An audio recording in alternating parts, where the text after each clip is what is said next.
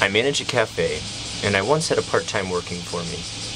She was nice, but a little on the odd side. She was obsessed with cats and had quite a few of them in her apartment. While they were generally your everyday average cats, sometimes they would act a bit strange. Every once in a while, they would be in a room where seemingly nothing was. My employee would be home, of course, but nobody else in the apartment would see these events happen. Anyway, the cat would start to freak out. Their hair would stand on end and they'd stare intently at the ceiling or a corner. Their eyes would follow something my employee couldn't see, and then suddenly they would all run off at the exact same time. Well, you know what they say, cats and dogs can see things that we can't.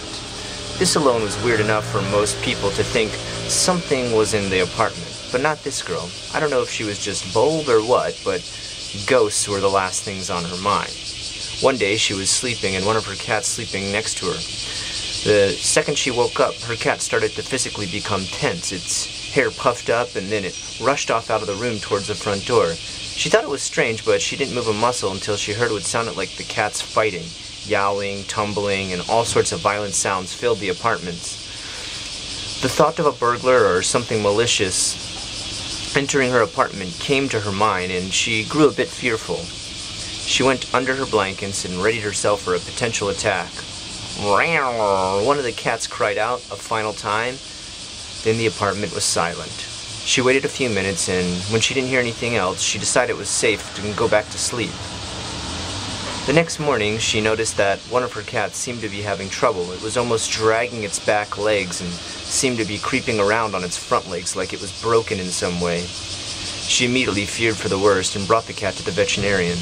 "Has your cat always been like this?" the vet asked after looking at the x-rays. "No, she was fine until yesterday. She'd run around and play and everything." "Really?" The doctor's expression fully conveyed the doubt in his voice. "Because that's impossible. Your cat has no bones from the middle of its body to the waist down." This was a shock to everyone who knew the cat. It's still alive and well today, and it still pulls himself around by its front paws. It has no signs of recovering, though. What did the cat encounter that could have stolen half of its skeletal system? And what is it?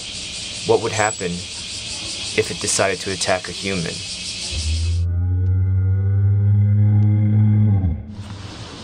Today we see an animal and its sixth sense connected to the bridge that links the world of death into the world of life.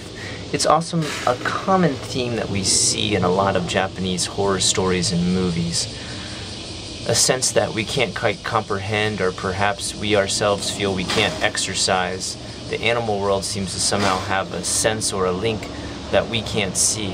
Foreboding and a lot of otherworldly presence is being able to be seen by them. Stuff that we even can't comprehend in our own minds, or perhaps the animal themselves can't comprehend as well, but just seems to know that something's there.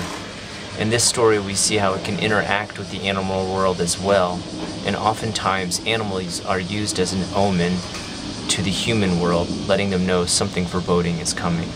Till next time, this has been a JPASTA. I am Unrested. Please like, share, and comment.